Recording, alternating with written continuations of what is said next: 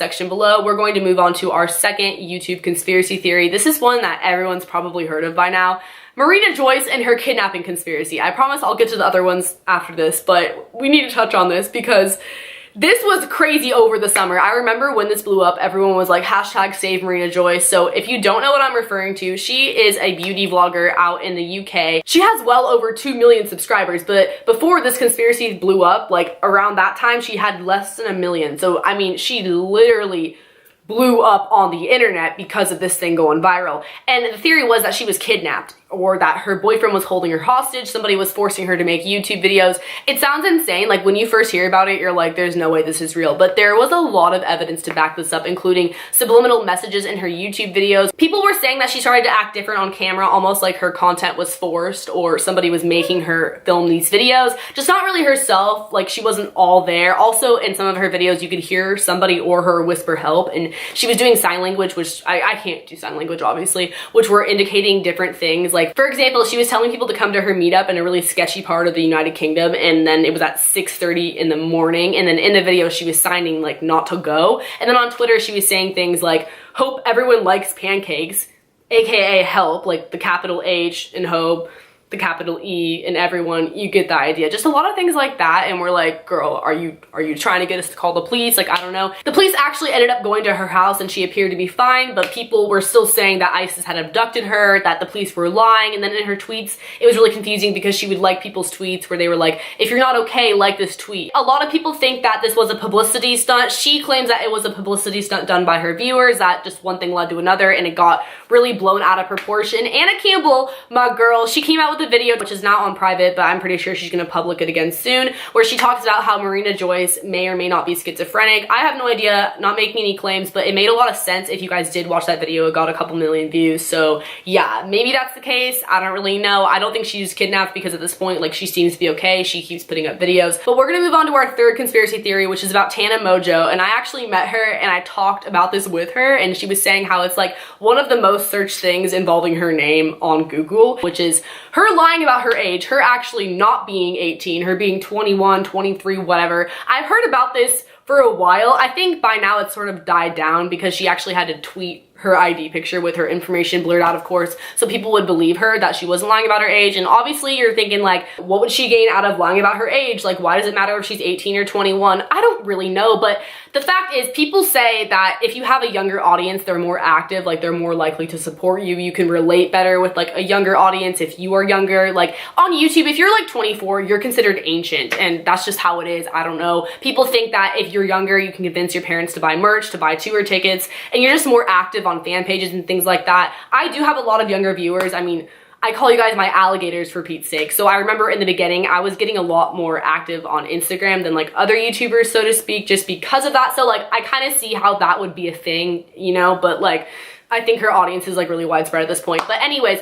people think that she lies about her age for a few reasons. For example, she graduated online school. Like, she didn't graduate with her class. Like, she graduated early online school. And some people are like, oh yeah, show us the receipts. Like, did you really graduate online school? Like, that's not adding up. You might have just graduated the year before and you're lying about what class you were in. So that's one reason why people think that she's actually like 21 or older. Another reason is that she participates in raving, that she goes to a lot of raves, and raves are so much fun. A lot of the lit raves, they're like 18 plus. EDC, for example, I believe Coachella might be, maybe not, but either way, she's been to 18 plus raves, like she has been, and she turned 18 over the summer, and she was doing that like long before she turned 18. She claims that it's because she has connections, which I'm sure she does, and on top of that, I mean, everyone has fake IDs, like, let's be real. I have been to raves. It's so easy to get in if you're not 18. Like, that's just how it is. I didn't go to raves until I was 18, but still. Another reason why people say that she's lying about her age is the fact that she said she's been working since she was 14. And she's cleared this up by now, saying that she had a work permit. That's why she did that. But people were saying like,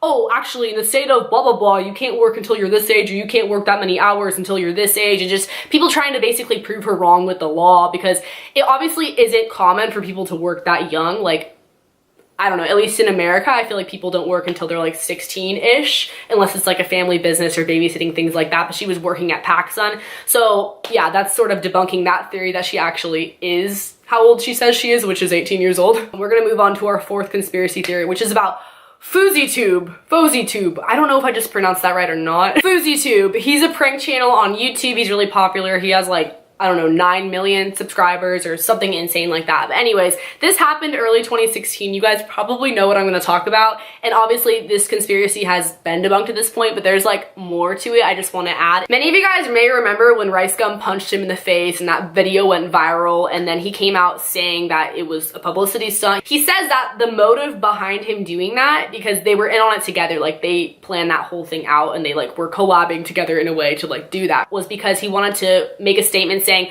drama channels are really negative. If there's any sort of drama on the internet, it gets all the views, it gets all the attention. He's saying how it's really negative and we shouldn't be doing that because a lot of it isn't worth our time. Just like that, it was planned out. Like they actually staged the fight. So obviously he exposed himself, he put it out there, and everyone's like, oh, that's a good point. That video blew up, it went viral, it got so much attention. But the thing that I have to add to this is that I think it was actually like self-promo for his new movie, because right after that, he put out the official trailer to the movie he was in with a bunch of other big stars. So come on, like, do you think he just randomly did that? I don't know. I'm kind of 50-50 on that one. And again, there's nothing wrong with that. Like, it's business, it's smart, but it was just kind of too perfect timing, you know what I mean? This brings us to our fifth and final conspiracy theory. I saved this guy for last because honestly, like, I feel like he's kind of the most irrelevant one at this point, and I think what he did is like the shadiest, because I actually believe this happened. Like, I really, really do. That is Rich Kids TV, and you guys might know where I'm going with this, and I'm gonna get really sort of ranty. I think this is super messed up if this happened,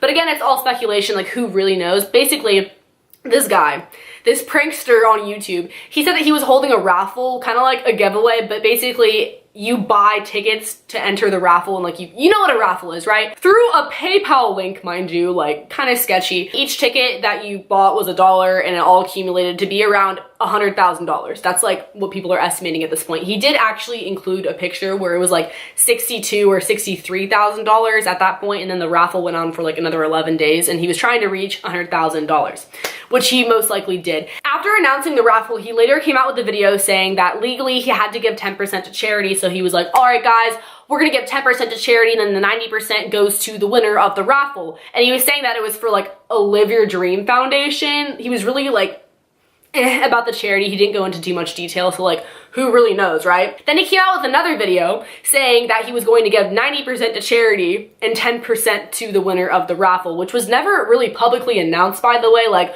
who actually won that money? I couldn't tell you. But then in that video, he refers to it as my Live Your Dream Foundation. Like, kind of switched it up there because it was going to him. Like, it was going to him. Again, this is all allegedly. I honestly don't know. I just really find this one to be really ironic how it adds up. So he switched the percentage from 10% to 90%. Then there was no known winner. And just to top it all off, he buys a brand new red Corvette. Is posting pictures in it, making videos in it. Like, where did you get that money though? You know, that one kind of speaks for itself. So let me know what you guys think in the comment section below. If you guys want more conspiracy theories, be sure to give this one a thumbs up. That way I know to make more. Like, the videos with hella thumbs ups, like I make more of them. And a lot of the time it's story times, but sometimes it's other videos too. So like, let me know, because these were a lot of fun and I've been wanting to film this forever. Don't forget to subscribe to my channel and hit the notification bell below. That way you get notifications. Like, it kind of speaks for itself. Also, if you want to follow my social media, I'm really active, so you can go ahead and do that. I follow back sometimes, and I like your guys' pictures and things like that, and it's just fun. So if you want to do that, that would be really cool. I will link a playlist below with some other videos if you guys want to check it out, or you can just go stalk my channel, and I will see you guys next time. Later, alligators. Bye.